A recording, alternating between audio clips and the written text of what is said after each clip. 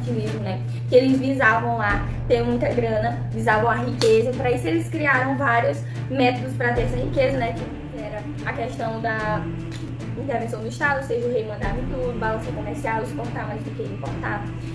No mercantilismo a gente pode dividir ele em características. A primeira característica dele é o controle estatal da economia. É basicamente o Estado controlando a economia de um país. O mercantilismo, que é uma forma que a sociedade gera e distribui riquezas. Bom, o mercantilismo ele é uma transição do feudalismo para o capitalismo. E o monopólio ele é um só poder. Por exemplo, o Brasil só podia comprar de Portugal. Também teve as navegações, também teve a questão do protecionismo, taxar os produtos estrangeiros. Nessas navegações, a indústria das especiarias nas Índias encontraram o Brasil. De 1500, em uma das suas expedições para tentarem encontrar as Índias, os portugueses encontraram uma terra chamada Pindorama, hoje na qual é conhecida como Brasil. Porém, naquela época não deram tanta atenção assim, já que eles queriam mesmo era encontrar as Índias, a indústria das especiarias. Então eles só informaram a coroa portuguesa. O período pré-colonial, ele começa desde o descobrimento do Brasil até a sua colonização efetiva. Eles trouxeram alguns fatos para catexar os índios, até porque os índios eles não eram católicos, né, como os portugueses. Eles tinham outros religiões, outros pensamentos diferentes.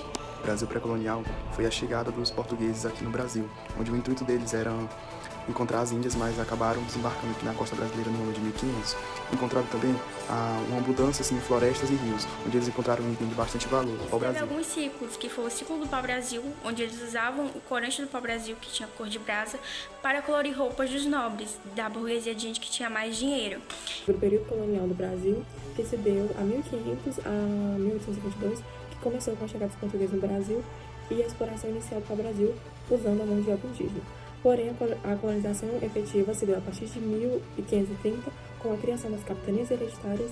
1534 por ali, marcou o Brasil colônia, quando começou a cair os negócios nas Índias, especialistas, ficou muito caro as expedições para eles. E foi quando eles tentaram plantar cana-de-açúcar no litoral brasileiro, o que não deu tão certo com os indígenas, então trouxeram os escravizados africanos em 1550, onde foram 12 milhões para a América e desses 12, 5 milhões para o Brasil. E o ciclo da cana-de-açúcar, que era o item que mais gerava renda, que mais gerava economia no país da Europa naquela época. Também foi nesse período que trouxeram os africanos para ser escravizados aqui no Brasil na cultivação da cana-de-açúcar. E o Brasil ele sofreu diversas invasões estrangeiras, principalmente pelos holandeses aqui no Nordeste e no Maranhão, no caso. Nos anos 60, os holandeses foram expulsos pelos portugueses. Só que eles foram expulsos sabendo como criar açúcar.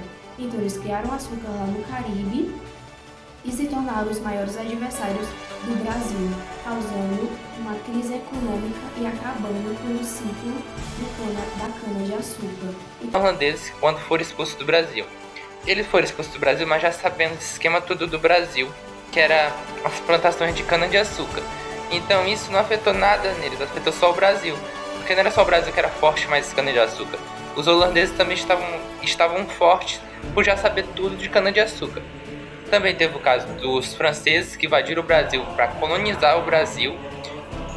Bom, o início da escravização dos africanos no Brasil iniciou em 1550, quando os africanos eram transportados da África para o Brasil. O Brasil foi o que mais teve gente africana, mais escravo africano aqui no Brasil. Foi o país que mais recebeu escravos para o país. Os escravizados, ele introduziu um trabalho de plantações de minas.